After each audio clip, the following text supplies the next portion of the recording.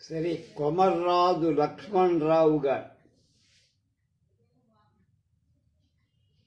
తెలుగు భాషా సాహితీ సేవలు 10వ భాగం 31/1/24. ఇది డాక్టర్ పాలకుర్తి మధుసూదన్ రావు గారి పరిశోధనా గ్రంథం. అది ఆధారంగా మనం చేస్తున్నాం.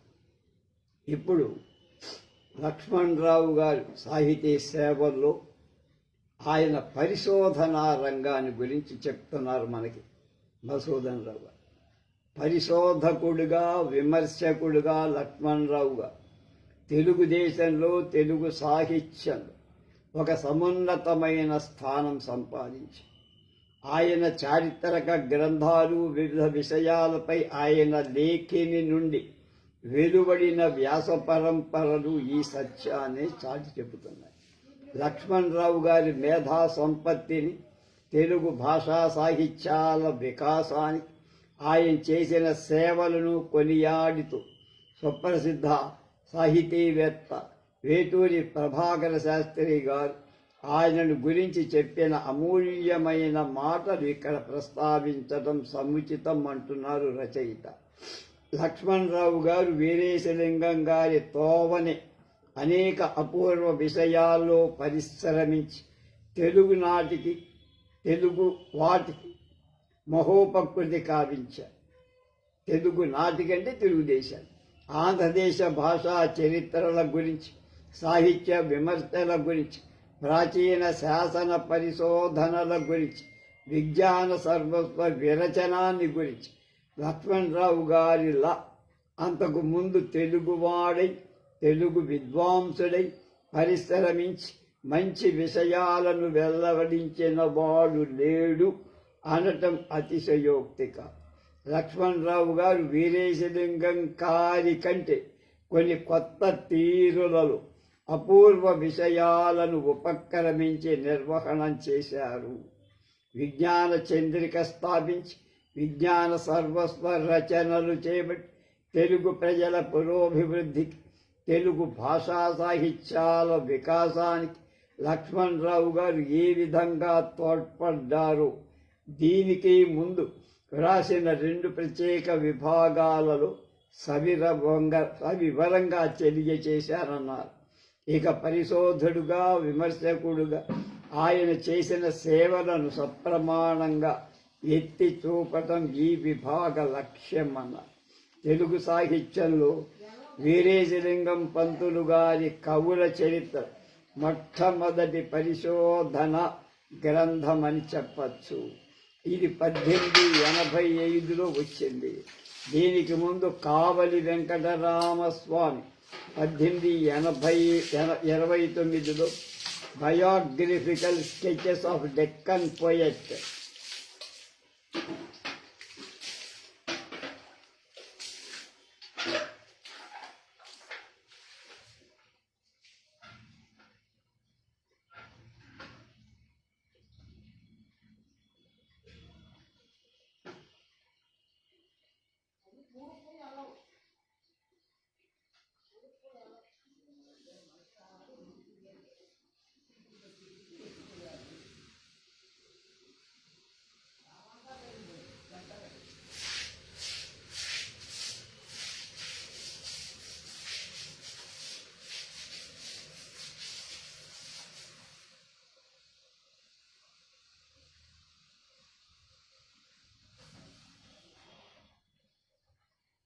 అనే పేరుతో ఆంగ్లంలో ఒక కవుల చరిత్ర రచించారు.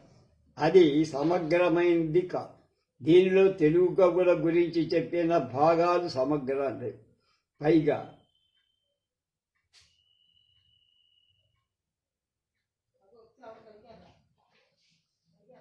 ఇది ఆంగ్ల భాషలో ఉండటం వల్ల తెలుగుదేశంలో ప్రాచుర్యం పొందల. గురజాడ శ్రీరామమూర్తి పంతులు గారు 1876 నుండి 1882 మధ్యలో కొందరు కవుల జీవిత చరిత్రలను 4 సంపుటాల్లో ప్రచురించి ఆ తర్వాత వాటిని 93లో ఒక గ్రంథంగా ప్రచురించారు. అయితే ఈ కవుల చరిత్రలో రామ్మూర్తి పంతులు గారి కవుల కాల విభాగం ఏర్పరచాల. అలాగే ఆయా కవుల గురించి జన వ్యవహారంలో ఉన్న కట్టు కథలను ఆయన గ్రంథస్థం చేశారు. కాబట్టి ఆయన గ్రంథం ప్రామాణిక పరిశోధన గ్రంథం కాదు. వీరేశలింగం పంతులు గారు అనేక గ్రంథాలను తాళపత్ర ప్రతులను పరిశోధించి ఒక క్రమంలో కవుల చరిత్ర అక్కడక్కడ కొన్ని విషయాల తర్వాత వెలువడిన పరిశోధన ఫలితాల్లో విభేదం ఉన్నప్పటికీ మొత్తం మీద ఈ గ్రంథం సమగ్రతను ప్రామాణికను స్టాండర్డైజ్ కూడా సంతరించి పరిశోధన అనేది ఒక్క నాటితో ఆగేది కాదుగా, అది నిరంతరం జరగాల్సింది. ఒక శాసనాన్ని బట్టి ఒక చారిత్రకాంశాన్ని ఇవాళ మనం నిర్ణయిస్తాం, కొంతకాలానికి మరో శాసనం బయలుపడి మనం ముందు చేసిన నిర్ణయం మారచ్చు. చరిత్ర పరిశోధనలో ఇది సర్వసాధారణం. వీరేశలింగం పంతులు గారు కవుల చరిత్ర ప్రథమ ముద్రణలో బమ్మెర పోతన ఒంటిమిట్ట నివాసి అని పేర్కొని తర్వాత 1917లో తమ కవుల చరిత్రను సంస్కరించే సందర్భంలో ఓరుగల్లు వాదాన్ని స్వీకరించారు. ఒంటిమిట్ట అంటే ఒంటిమిట్ట కోదండరామస్వామి దేవాలయం, కడప. కవుల చరిత్రను సంస్కరించే సందర్భంలో ఓరుగల్లు వాదాన్ని తీసుకున్నారు. అలాగే అప్పటికి పోతన ఓరుగల్లు నివాసి అని చారిత్రకంగా నిర్ణయించబడటం దానికి ఒక కారణం. వీరేశలింగం పంతులు గారి తర్వాత చెప్పుకోదగిన పరిశోధకుడు కొమర్రాజు లక్ష్మణరావు గారు. తెలుగులో వెలసిన మొట్టమొదటి ప్రామాణికమైన చారిత్ర గ్రంథం ఆయన రచించిన హిందూ మహాయుగం. లక్ష్మణరావు గారు కావలి వెంకట బొర్రయ్య తర్వాత తెలుగుదేశంలో వెలసిన సుప్రసిద్ధ చారిత్రకవేత్త. ఆయన తెలుగు పరిశోధనా రంగం విస్తృతమైంది.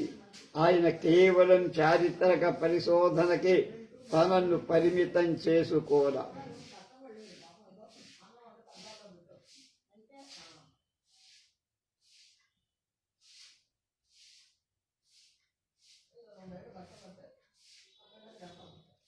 భాషా పరిశోధన, సాహిత్య పరిశోధన, శాస్త్ర పరిశోధన మొదలైన రంగాలలో విశిష్ట కృషి చేసి చరిత్ర పరిశోధన.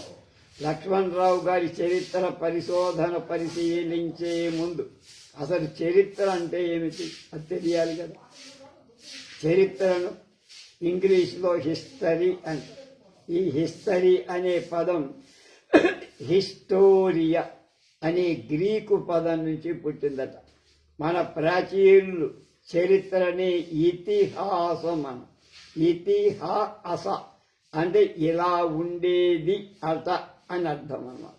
మానవ సంఘం జీవన పరిణామ క్రమాన్ని వివరించేదే చరిత్ర. చరిత్ర కూడా ఒక శాస్త్రం, సోషల్ సైన్స్ అంటారు. చరిత్ర విషయం ప్రధానమైంది. దీనిలో కల్పన కుదరదు, ఎక్కడ తావు అంటే దాని స్థానం లేదు.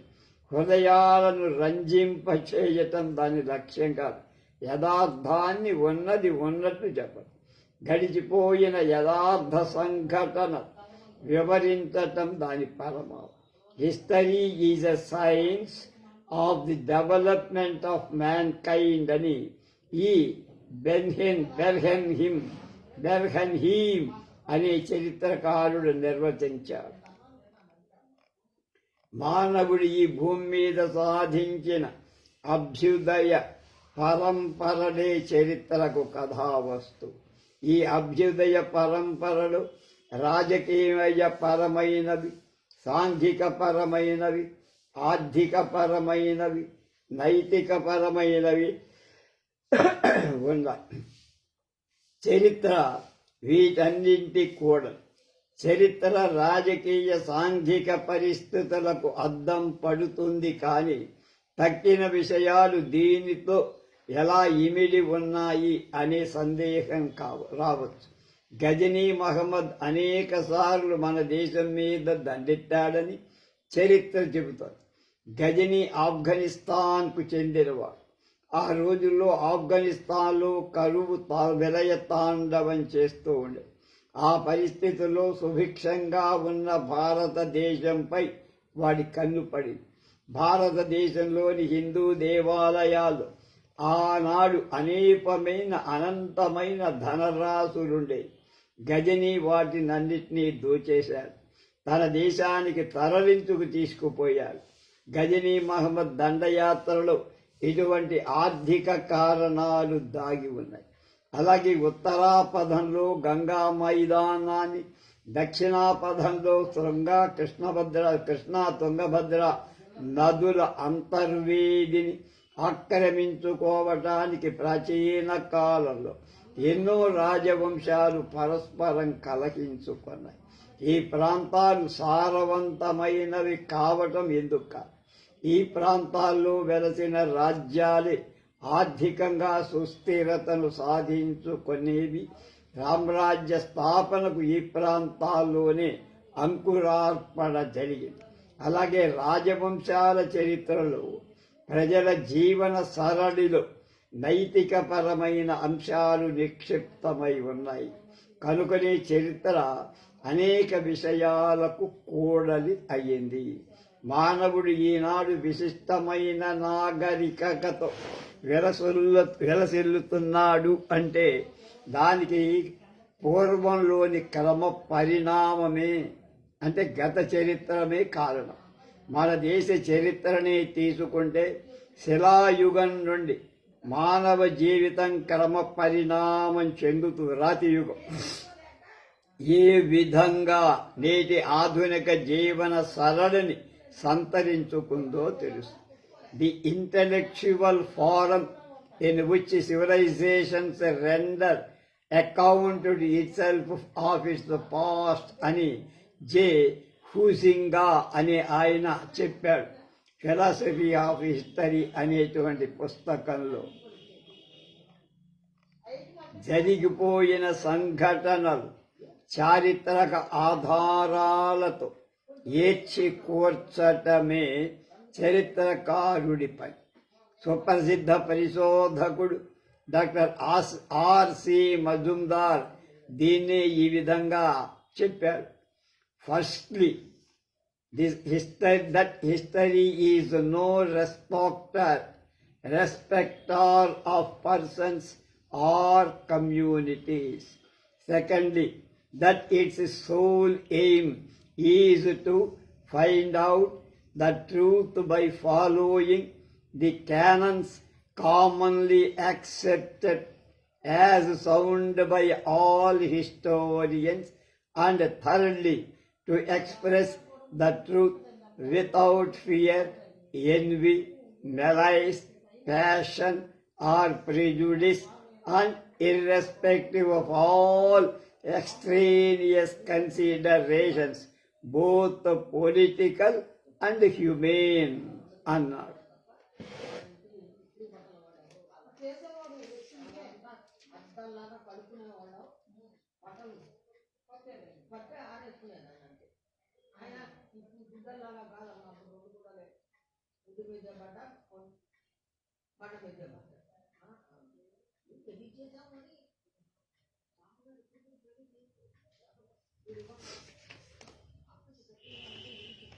చరిత్ర ప్రయోజనం. చరిత్ర అంటే ఏమిటో చెప్పాడు. ప్రయోజనం: ప్రాచీన వాస్తు విశేష, శిల్ప సంపద, పురాతన కట్టడాలు, శాసనాలు, నాణ్యాలు, వాంగ్మయం, వీటి ఆధారంతో చరిత్ర అనేది నిర్మాణం జరుగుతుంది. అవి ఆయా రాజుల కాలానికి చెందినవై ఉంటాయి. వీటిని పరిశోధించి చరిత్రకారులు చరిత్రను రూపొందిస్తారు. చరిత్రకారులు వ్యక్తీకరించిన ప్రతి అభిప్రాయానికి తప్పనిసరిగా ఆధారం ఉంటుంది. చరిత్ర ఈ రకంగా నిజాన్ని, వాస్తవికతను చెబుతుంది కనుక అది గతానికి ప్రతిబింబం వంటిది, అంటే ఇమేజ్ అంటారు. గతం మానవుడి మనుగడను, జీవితాన్ని తీర్చిదిద్దుతుంది. గతంలో ఈ రకంగా నడుచుకుంటే ఈ పొరపాట్లు జరిగాయి, మళ్ళీ ఆ పొరపాట్లు జరగకుండా జాగ్రత్త వహించరా బాయ్ అని చరిత్ర మానవుణ్ణి ఉద్బోధిస్తుంది. కనుక వైజ్ఞానిక శాస్త్రాలను అభ్యసించటం ఎంత ముఖ్యమో చరిత్రను అధ్యయనం చేయటం కూడా అంతే ముఖ్యం. చరిత్రలో రెండు దేశాల మధ్య, రెండు జాతుల మధ్య జరిగిన పోరాటాలను వర్ణించే ఘట్టాలుండొచ్చు. వాటిని వర్ణించి తిరిగి విద్వేషాలు రెచ్చగొట్టడం చరిత్ర ఉద్దేశం కాదు. ఏ పరిస్థితుల్లో ఆ రెండు దేశాల మధ్య లేక రెండు జాతుల మధ్య విద్వేషాలు ఏర్పడ్డాయి, వాటి వల్ల జరిగిన నష్టాలు ఎటువంటివి, ఇక ముందు అటువంటి విద్వేషాలు మళ్ళీ తలెత్తకుండా చూడాలి అని పరోక్షంగా చరిత్ర ప్రబోధిస్తుంది. చరిత్ర మానవుడిని ఉదాత్తమైన వ్యక్తిగా తీర్చిదిద్దు. జిఎం ట్రెవెన్లియాన్ మానే అతని మాటల్లో, the truth about the past if thought and read with the broad human sympathy can give a noble education to the mind of the student, not only in politics but in all kinds of civic and social relationship, and even in the domain of personal, religious and ethical deals అంటాడు.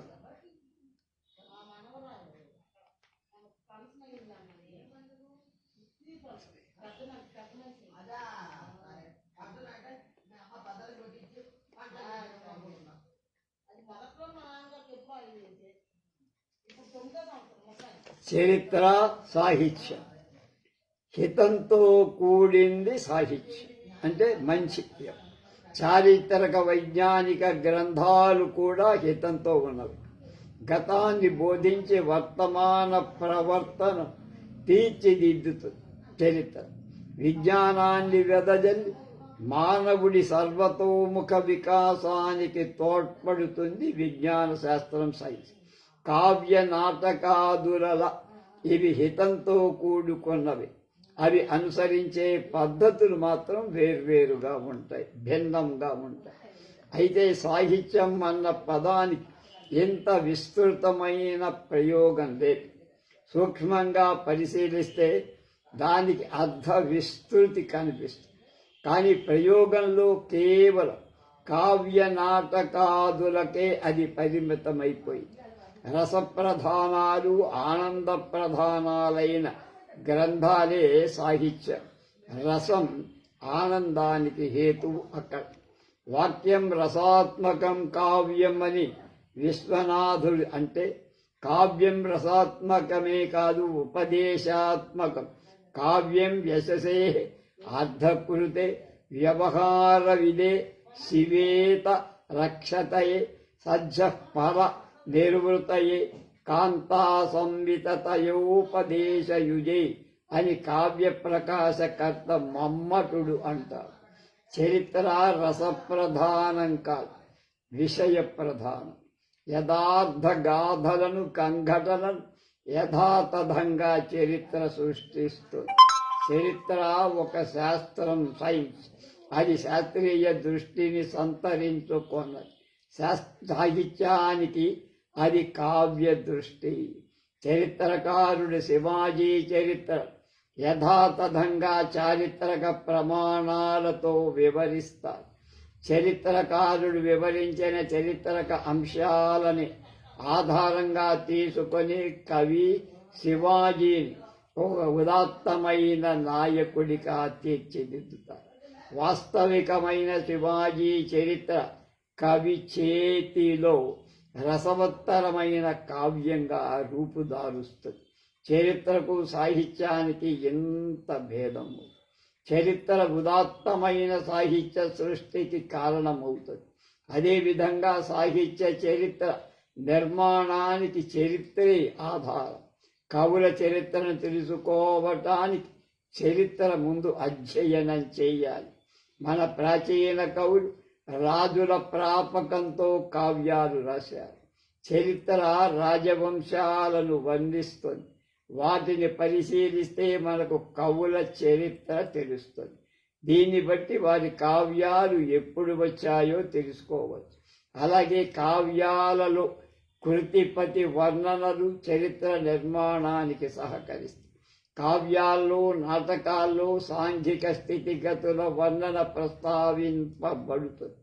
ఈ వర్ణన కథా కథనంలో అంతర్భాగమైన కవుల కాలం సరిగ్గా తెలిస్తే వాళ్ళు వర్ణించిన సాంఘిక పరిస్థితుల వారి సమకాలీన సమాజానికి అన్వయం చెయ్యొచ్చు.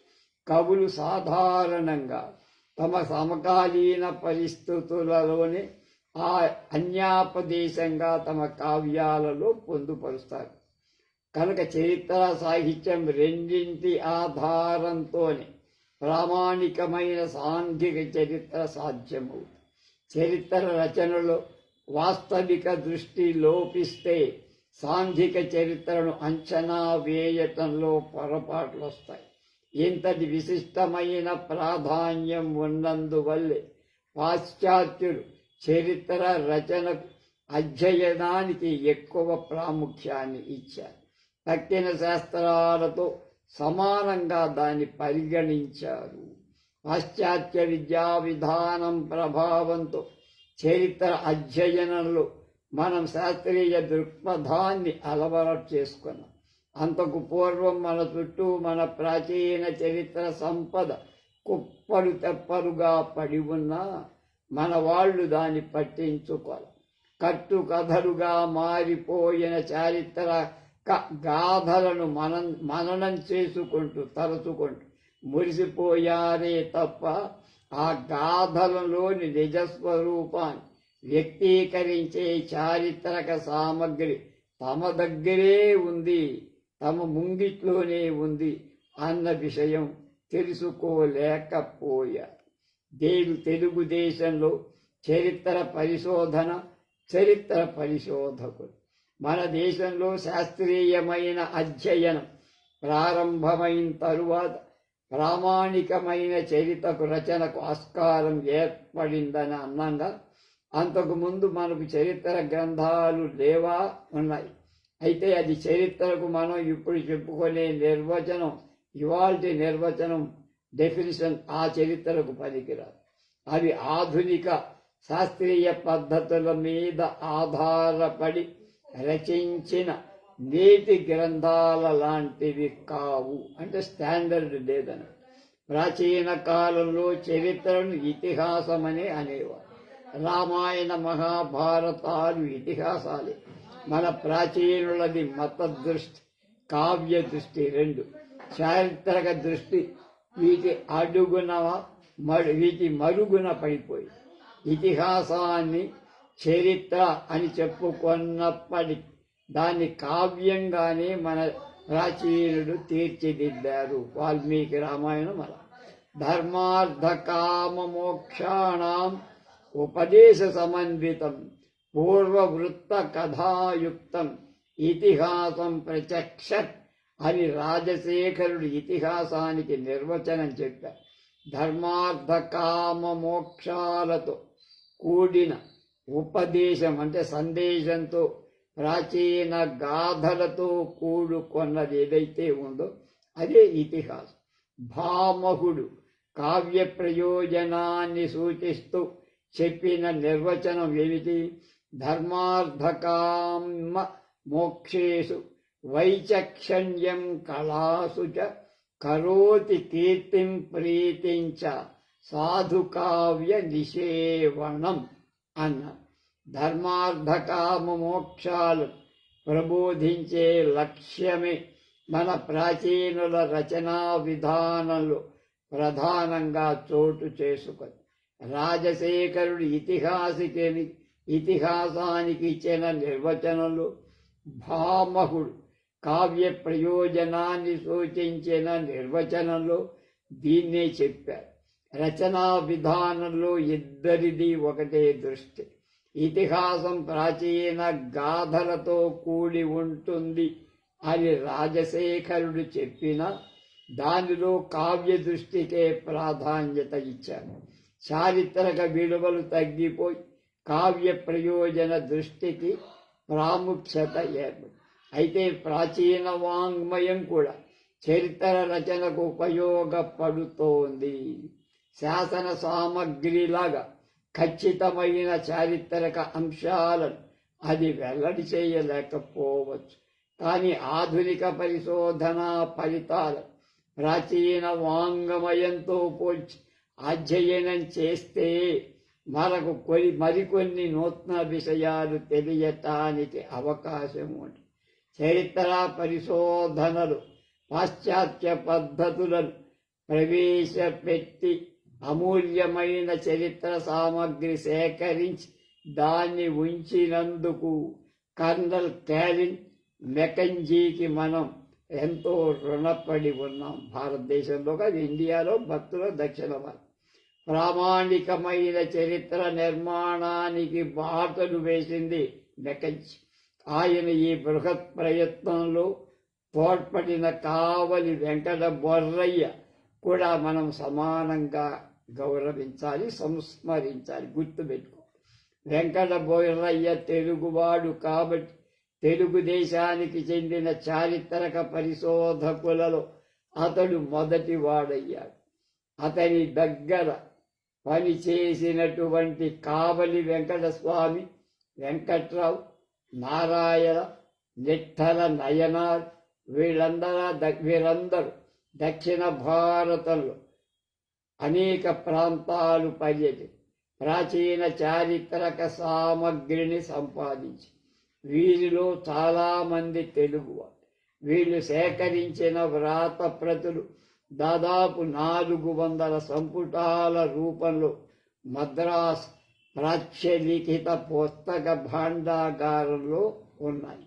తర్వాత బ్రౌన్ మహాశయుడు వీటిలోనికి 60కి పైగా ప్రతులను తీసుకొని శుద్ధ ప్రతులు తయారు చేయించారు. కావలి వెంకట బొర్రయ్య లిపి మర్మజ్ఞుడు. ప్రాచీన దాక్షిణాత్య శాసనాలు అధ్యయనం చేసే మార్గం కనుక్కున్నారు. లిపి పరిశోధనలు అనంతర చరిత్ర పరిశోధకులు ఆయన చూపిన మార్గమే అనుసరణీయమైంది. గుంటూరుకు చెందిన శ్రీమాన్ బుక్కపట్టణం రాఘవాచార్యులుగా ఆంధ్రదేశ చరిత్ర రాయటానికి పూనుకొన్నట్లుగా తెలుస్తోందన్నారు ఈ పుస్తకం రాసిన మధుసూదన్ రావు. ఆ రోజుల్లో మద్రాసు గవర్నర్ కౌన్సిల్ మెంబర్గా పనిచేస్తున్న కార్మైల్ అనే ఆంగ్లేయుడి ప్రోత్సాహంతో రాఘవాచార్యులుగా ఆంధ్రదేశ చరిత్రను కొన్ని సంపుటాల రూపంలో రచించి వాటిని కార్మైల్కు ప్రచురణ నిమిత్తం అప్పగించారు. కార్మైల్ వీటిని సరిగ్గా సంరక్షించకపోవటం వల్ల అవి నష్టమైపోయాయి. ఒకసారి మానవల్లి రామకృష్ణ కవిగా మద్రాసులో ఒక వీధిలో వ్రాత ప్రతులను కొంటే వాటిలో రాఘవాచార్యులు రచించిన ఆంధ్రదేశ చరిత్ర సంపుటం వ్రతి ఉందని దాన్ని ఆయన వేటూరి ప్రభాకర శాస్త్రి గారికి అందజేయగా శాస్త్రి గారు శిథిలావస్థలో ఉన్నదాన్ని మద్రాస్ ప్రాచ్యలిఖిత పుస్తక భాండాగారానికి చేరవేశారని వెంకటరమణయ్య గారు 1949 భారతి రజతోత్సవ సంచికలో పేర్కొన్నారు. రాఘవాచార్యుల వారి ఆంధ్రదేశ చరిత్ర ప్రచురించబడలేదు కాబట్టి ఆయన రచనా విధానం ఎలా ఉందో మనకు తెలియదు. అయితే చారిత్రక పరిశోధకులలో కూడా ఆయన్ను ప్రస్తావించక తప్పదు. వీరేశలింగం పంతులు గారు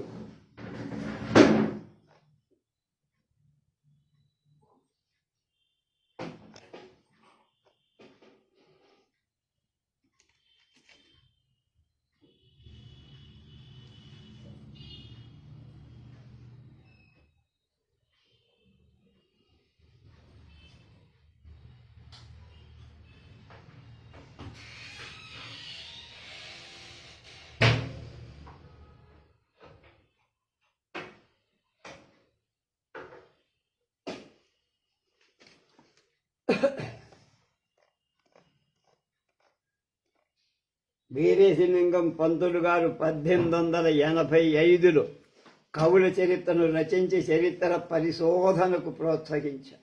చరిత్ర పరిశోధన పంతులు గారి అభిమతం కాదు, వారికున్న భాషాభిమానం చరిత్ర పరిశోధనకు పురికొల్పి తెలుగు భాషా సాహిత్యాలను సుసంపన్నం చేసిన కవుల జీవితాలు గ్రంథస్థం చెయ్యటానికై పంతులుగా ప్రాచీన చరిత్ర సామగ్రిని బాగా అధ్యయనం చేశారు, స్టడీ చేశారు. ఆయా రాజవంశాల చరిత్రను పరిశీలించి కవుల చరిత్ర రూపొందించారు. పంతులు గారి కవుల చరిత్ర ఆనాడు ఎంతో మంది విద్యాధికుల చరిత్ర పరిశోధనకు పురికొల్పింది. ఆ తరువాత లక్ష్మణరావు గారి రాకతో చరిత్ర పరిశోధనలో కొత్త అధ్యాయం ప్రారంభం. లక్ష్మణరావు గారు మొదటగా తెలుగు భాషలో ప్రామాణికమైన దేశ చరిత్ర రచించి చరిత్ర పరిశోధనలో మొదటి స్థానాన్ని సాధించారు. కావలి వెంకట బొర్రయ్య తెలుగుదేశానికి చెందిన చరిత్ర పరిశోధకులలో అగ్రగణ్యుడు. లక్ష్మణరావు గారు తెలుగు భాషలో దేశ చరిత్ర రచించిన వాళ్లలో మొదటివాడు. చరిత్ర ప్రధానంగా ఆప్షనల్ సబ్జెక్టుగా తీసుకొని ఎంఏ చదవటం వల్ల పాశ్చాత్య పరిశోధనా పద్ధతులు లక్ష్మణరావు గారికి బాగా అలవాటు పడ్డాయి, తెలిసాయి. కేవలం మెకంజీ, కావలి బొర్రయ్య సేకరించి పెట్టిన వ్రాతపతుల ప్రతులపై ఆధారపడి చరిత్ర రచనకు లక్ష్మణరావు గారు పూనుకోవాలి. ప్రభుత్వ శాసన పరిశోధన శాఖ ప్రకటించిన శాసనాలు, తాను స్వయంగా సేకరించిన శాసనాలు, ప్రాచీన వాంగ్మయాన్ని పరిశీలించి ఆయన దేశ చరిత్ర రాశారు. లక్ష్మణరావు గారి ప్రోత్సాహంతో చిలుకూరి వీరభద్రరావు గారు ఆంధ్రుల చరిత్ర రచించారు. వీరి తర్వాత చరిత్రలో చెప్పుకోదగ్గ కృషి చేసిన వాళ్లలో మల్లంపల్లి సోమశేఖర శర్మ గారు, లక్ష్మణరావు గారికి అతి దగ్గర వారు, సన్నిహితులు.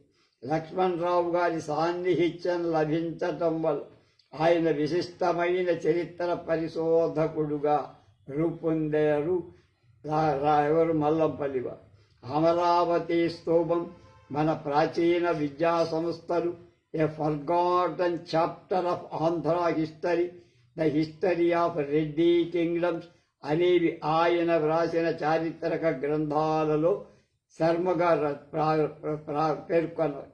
శర్మగారి తరువాత వేటూరి ప్రభాకర శాస్త్రి, భావరాజు వెంకట కృష్ణారావు, రాళ్లబండి సుబ్బారావు, కురుగంటి సీతారామ భట్టాచార్యులు, మారేమండ రామారావు, మేలటూరి రమణయ్య, పుట్టపర్తి శ్రీనివాసాచార్యులు, అలాగే మొదలైన వాళ్ళు తెలుగుదేశంలో చారిత్రక పరిశోధనకుల్లో చాలా గొప్పవాళ్ళు అని చెప్పచ్చు.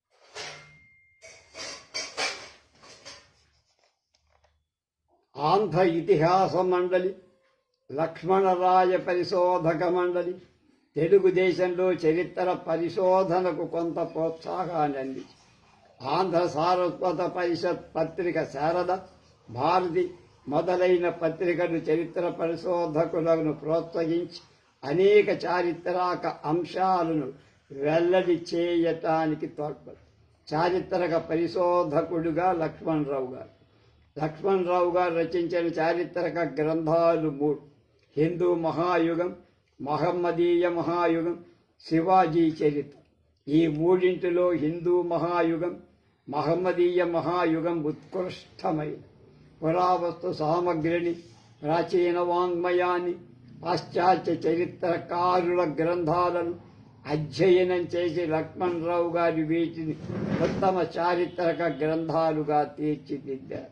ఆయన హిందూ దేశ చరిత్రను 4 సంపుటాలుగా రచించాలని తలబట్టి 2 రాశారు. అనేక చారిత్రక వ్యాసాలు రాశారు. విజ్ఞాన చంద్రికను స్థాపించడంలోని ఉద్దేశాల్లో దేశ చరిత్రలను అందించాలన్నది కూడా ఒకటి. ఈ ఉద్దేశాన్ని విజ్ఞాన చంద్రిక నిర్వాహకులు పూర్తిగా నెరవేర్చుకోగలిగారు. లక్ష్మణరావు గారి చారిత్రక గ్రంథాలు ముందు రాగల గాంధీ యుగానికి తెలుగువారి హృదయ క్షేత్రాలను పదును చేసిన గ్రంథరాజువారు అన్నారు మల్లంపల్లి సోమశేఖర సార్. మన ప్రాచీన సంస్కృతిని, ప్రాచీన వైభవాన్ని, గతంలోని ఒడిదుడుకులను తెలుగు ప్రజలకు తెలియపరచి జాతీయ ఉద్యమానికి వాళ్ళ సానుభూతి సంపాదించడంలో ఈ చారిత్రక గ్రంథాలు ఎంతగానో తోడ్పడు. మన దేశంలో చరిత్ర పరిశోధన ప్రారంభ దశలో ఉన్నప్పుడే లక్ష్మణరావు గారి హిందూ మహాయుగం, మహమ్మదీయ మహాయుగం వంటి విశిష్టమైన గ్రంథాలు రచించడం చెప్పుకోదగ్గ విషయం. ఈ గ్రంథాలు ఇప్పటికీ స్టాండర్డ్ బుక్స్ కింద, ప్రామాణిక గ్రంథాల కిందే గుర్తింపు పొంది. ఆధునిక చరిత్రకారులు ప్రస్తావించని అనేక కొత్త విషయాలు లక్ష్మణరావు గారు తన చారిత్రక గ్రంథాలలో ప్రస్తావి.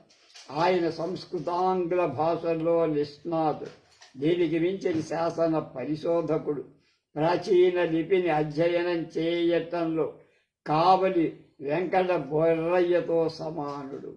చరిత్రను ఎంత చక్కగా రూపొందించవచ్చో ఆయన తన గ్రంథాల ద్వారా నిరూపించారు.